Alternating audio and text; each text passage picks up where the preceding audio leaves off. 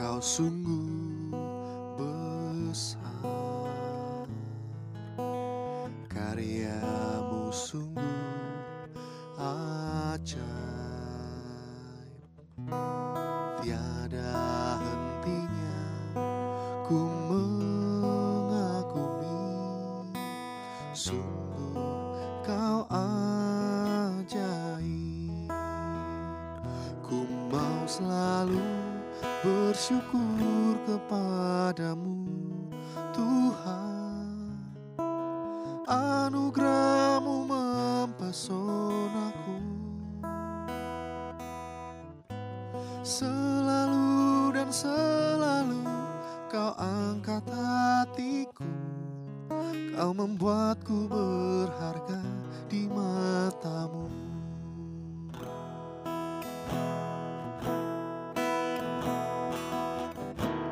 Tuhan, Kau sungguh besar, karyamu sungguh ajaib. Tiada hentinya ku mengagumi, sungguh Kau ajaib. Ku mau selalu bersyukur kepadamu, Tuhan. Anugerah-Mu mempesonaku, selalu dan selalu Kau angkat hatiku. Kau membuatku berharga di mata-Mu. Ku mau selalu bersyukur kepadamu, Tuhan. Anugerah-Mu mempesonaku, selalu dan selalu Kau angkat hatiku. Kau membuatku berharga di mata-Mu.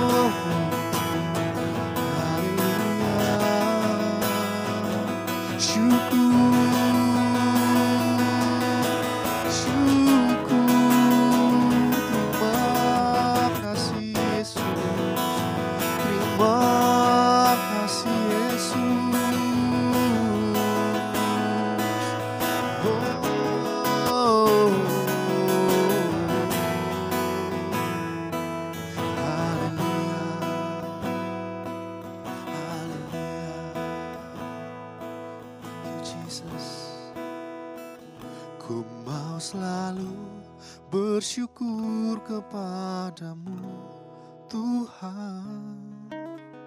Anugerah-Mu mempesonaku, selalu dan selalu Kau angkat hatiku. Kau membuatku berharga di mata-Mu. Ku mau selalu bersyukur kepadamu, Tuhan. Anugerah-Mu mempesonaku, selalu dan selalu Kau angkat hatiku. Kau membuatku berharga di mata-Mu. Selalu dan selalu Kau angkat hati. Kau membuatku berharga di matamu. Selalu dan selalu kau angkat hatiku. Kau membuatku berharga di matamu.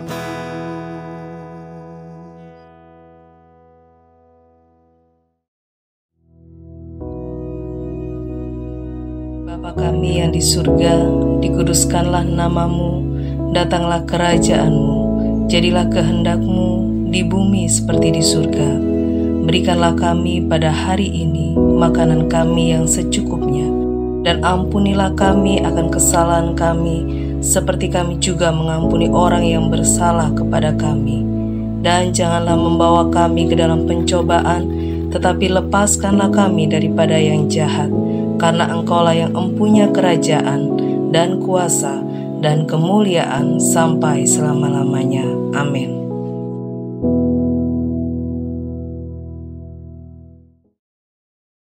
Haleluya, puji nama Tuhan, saudara sekalian.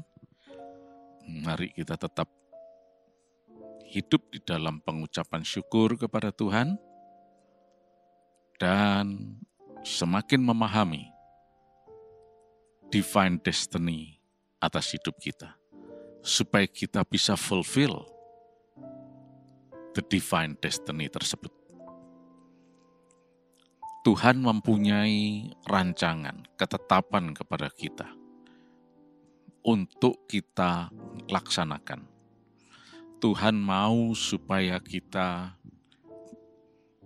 menggenapi rencananya tersebut atau destiny tersebut. Inilah yang disebut sebagai divine destiny. Nah, akan tetapi bukan berarti bahwa kita sudah meninggalkan mengucap syukur. Oh, salah. Kita tetap hidup dalam pengucapan syukur dan bahkan semakin bersyukur kepada Tuhan karena Dia sudah memberikan suatu destiny yang istimewa. Oleh karena itu, mari kita mau taat dan setia kepada destiny yang Tuhan berikan. Tidak usah neko-neko, tidak usah macam-macam. Sepenuhnya mau setia dan taat melakukan apa yang Tuhan sudah rancangkan dalam hidup kita. Apa yang Tuhan sudah tetapkan dalam hidup kita untuk kita laksanakan. Inilah destiny. Ya. Nah, pagi hari ini saya ajak saudara melihat di dalam Injil Matius pasal yang ke-11 ayat yang ke-28 yang berkata demikian, "Marilah kepadaku semua yang letih lesu dan berbeban berat. Aku akan memberikan kelegaan kepadamu."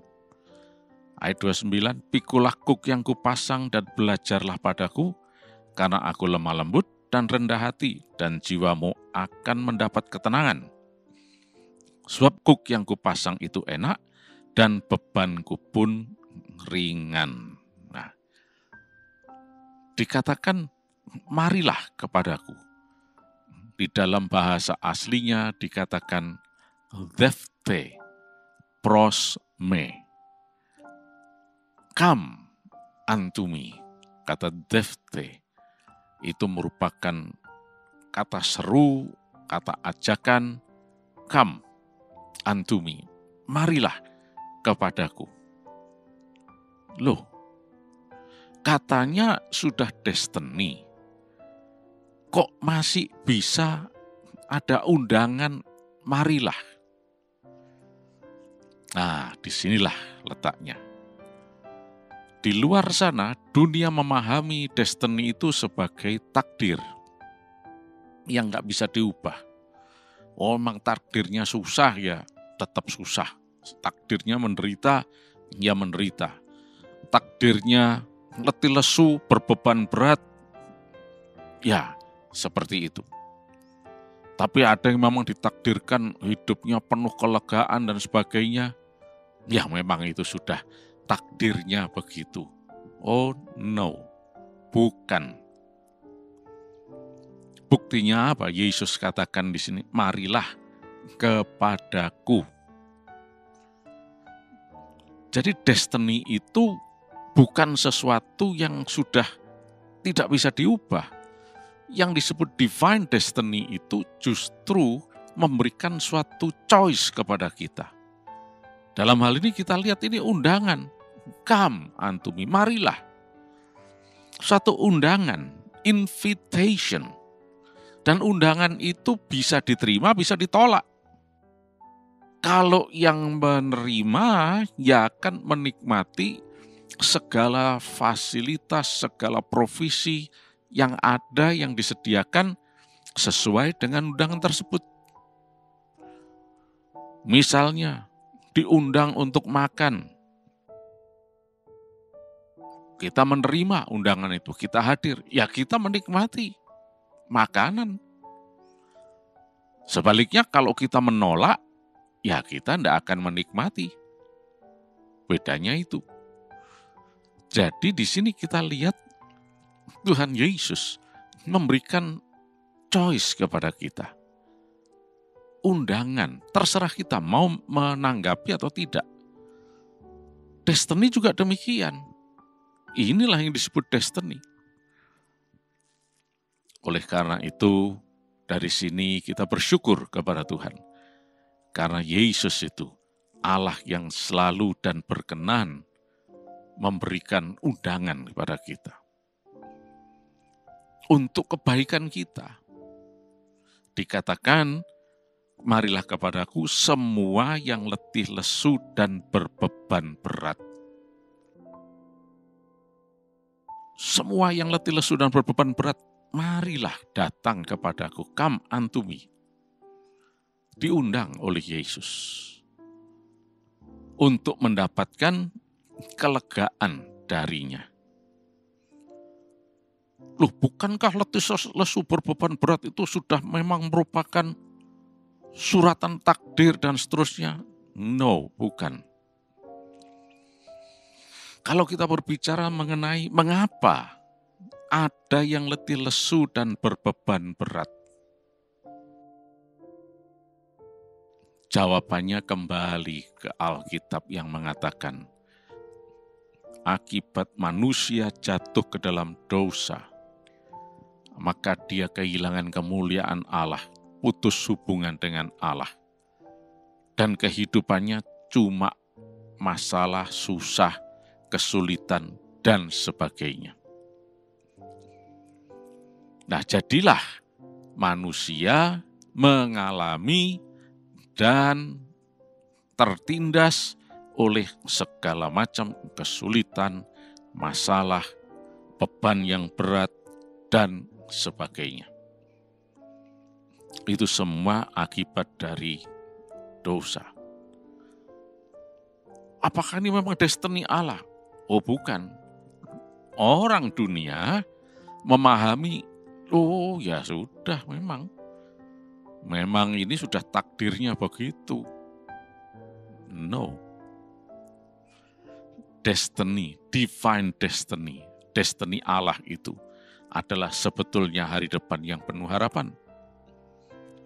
Tapi manusia sendiri yang sudah menyimpang keluar dari destiny ini, dari ketetapan yang Tuhan sudah berikan. Sayang sekali, disia-siakan begitu saja. Tapi kita bersyukur Yesus itu tetap Allah yang baik. Dia tetap berkenan memulihkan dan memberikan undangan. Marilah kepadaku. Nah, oleh karena itu, mari saat ini kita tanggapi dengan penuh iman. Ya Yesus, aku akan datang kepadamu. Aku akan percaya kepadamu. Setiap orang yang percaya kepadanya tidak akan dipermalukan. Setiap orang yang sungguh-sungguh mau datang kepada Yesus tidak akan pernah dipermalukan. Justru akan mengalami pemulihan, kelegaan dalam hidupnya. Tadi mengalami kesulitan, letih lesu, berbeban berat dan sebagainya. Nah, sekarang karena datang kepada Yesus, menanggapi undangan Yesus, maka menerima kelegaan. Dan dia boleh melihat ada pengharapan baru, ada hari depan yang penuh harapan di dalam nama Yesus Kristus. Nah, saudara sekalian, itulah sebabnya kalau kita merenungkan dan mau memahami dengan baik divine destiny ini, Yesus memberikan solusi dari segala kesulitan dan sebagainya. Coba kita lihat, Yesus tidak acuh tak acuh melihat manusia mengalami kesulitan. Oh enggak. Dia berusaha memberikan jalan keluar. Itulah sebabnya mari saat ini kita dengan penuh ucapan syukur, kita berikan tanggapan undangan Yesus dengan sungguh-sungguh datang kepada Dia. Percaya kepada Yesus, maka Dia akan memberikan kelegaan kepada kita. Dan di atas kayu salib Yesus sudah membuktikan itu. Dia menyelesaikan semuanya. Beban dosa, hukuman dosa manusia diberesi semua oleh Yesus. Pengampunan diberikan sehingga yang sungguh-sungguh mau percaya kepada Dia diselamatkan. Nah, dalam ayat selanjutnya dikatakan, pikulah kuk yang kupasang dan belajarlah padaku. Loh, diberi kelegaan kok suruh mikul kuk. Nah, ini yang disebut divine destiny itu. Tadi menyimpang ke sana kemari, susah, letih, lesu, berbeban berat. Diundang, ayo datang kepadaku. Ayo percaya kepadaku. Aku akan berikan kelegaan. Nah, ketika kita masuk di dalam koridor Allah, maka divine destiny berlangsung lagi dalam kehidupan kita. Pikulah kuk yang kupasang ini bukan suatu beban baru. Seperti, lepas dari mulut singa masuk mulut buaya. Atau sebaliknya, lepas dari mulut buaya masuk mulut singa. Bukan. Sudah dibebaskan kok suruh mikul kuk. Artinya apa? Mari masuk ke divine destiny. Tapi kan mikul, tunggu dulu. Coba kita baca selanjutnya. Karena aku lemah lembut dan rendah hati dan jiwamu akan mendapat ketenangan. Pikul kuk dia dan belajar dari dia.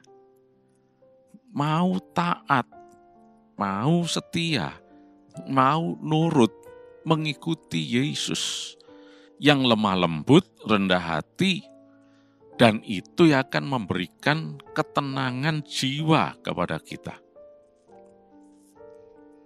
Ayat 30 katakan, sebab kuk yang kupasang itu enak dan bebanku pun ringan. Nah, kuk yang kupasang itu enak dan bebanku ringan. Divine destiny itu bukan suatu ketetapan rancangan yang menyusahkan, yang menyengsara, dan seterusnya. Memang kelihatannya kuk sama, kuk itu yang dipasang di bahunya hewan, sapi, kerbau, antara lain. Sehingga merekalah yang menanggung beban beban, dan kemudian bisa juga itu kuk yang dipakai untuk menarik pedati misalnya. Kelihatannya kan berat, ya itu kan pedati. Tapi kuk yang dimaksudkan Yesus di sini adalah sesuatu yang enak dan bebannya ringan. Lu mana ada? Kuk ya tetap kuk, Pak. Inilah divine destiny. Perhatikan, ketika seekor sapi atau kerbau dipasang kuk di atasnya, dia tidak bisa kemana-mana lagi. Dia cuma mengikuti kemana arah yang dimaui oleh si pengendaranya atau si pengendalinya atau si pengemudinya. Nah, begitu juga maksudnya ini adalah kalau kita mau memikul kuk yang dipasang oleh Yesus itu, artinya sudah kita jangan kemana-mana lagi, jangan menyimpang ke sana ke sini. Tetap di dalam koridor ini aja, berjalan di dalam jalur rancangan Allah ini. Itulah divine destiny. Nampaknya kita terkekang, kok enggak bebas? Nampaknya seperti itu. Tapi justru itu menunjukkan kita ini berada di jalur yang benar. Karena kuknya itu enak dan bebannya ringan. Bebannya cuma setia, taat, itu aja. Dan itu akan membawa kita ke arah yang menuju hari depan yang penuh harapan. Nah, puji nama Tuhan. Oleh karena itu, kalau kita sungguh-sungguh belajar memahami mengenai divine destiny ini, mari kita mengerti, oh, berarti saya itu di atas saya dikenakan suatu kuk, tapi yang enak, yang ringan. Ya harus nurut dong. Tapi penurutan yang enak, yang tidak menyengsara, berbeda dengan kuk yang lain. Justru kuknya Yesus ini enak dan ringan. Ditambah lagi, Yesus katakan, belajarlah kepadaku. Nah, artinya sepanjang jalan dalam menggenapi fulfilling divine destiny itu, kita meneladani Yesus yang lemah lembut, yang rendah hati, dan ini akan memberikan ketenangan jiwa kepada kita. Saat ini kita lihat bagaimana dunia sekeliling kita dipenuhi dengan keresahan, ketidaktenangan jiwa, dan sebagainya. Ternyata ketenangan jiwa ada di dalam Yesus. Tapi harus mikul kuk, tidak masalah. Justru ini yang terbaik. Kalau kepada kita tidak dikenakan suatu kuk, maka berarti kita bisa nyimpang ke sana kemari.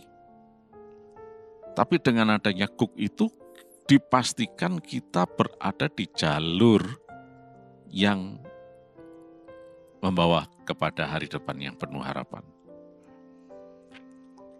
Dan kuk itu dikatakan enak. Dan bebannya pun ringan. Nah, sekarang tinggal kita pilih. Mau kuknya Yesus yang enak, bebannya ringan, atau di luar Yesus, sak maunya sendiri. Malah itu adalah suatu atau beban yang sangat membebani. Yang membuat kembali lagi ke ayat 28 tadi. Letih lesu dan berbeban berat. Oleh karena belajar Divine Destiny mari saat ini. Cuma taat dan setia. Pikul kuk Yesus. Kata mikul itu seolah-olah sudah penyengsaraan. Bukan, dikatakan kuk yang enak, yang ringan. Justru ini yang menyelamatkan kita. Mari kita mau nurut, taat, maka hari depan kita penuh harapan. Di dalam nama Yesus Kristus. Puji nama Tuhan. Terima kasih Tuhan, sepanjang hari ini kami sehat, kami diberkati berkelimpahan. Engkau buat kami berhasil, berkemenangan. Kuasa darah Yesus melindungi semuanya. Dan kami terima mujizat-Mu hari ini tuh. Kelimpahan dari Engkau. Dalam nama Tuhan Yesus Kristus. Amin.